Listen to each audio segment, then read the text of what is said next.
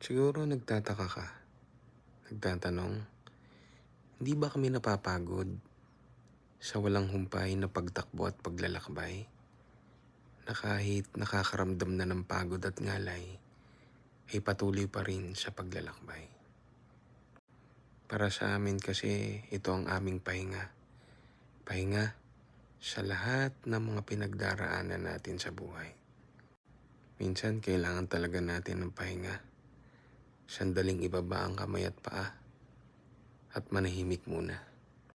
Pagmasdan mo ang mga bundok, kagubatan, at ang mga puno na kahit marami ng umnos at bagyo ang dumaan, ay patuloy pa rin na nananatiling matatag at matibay.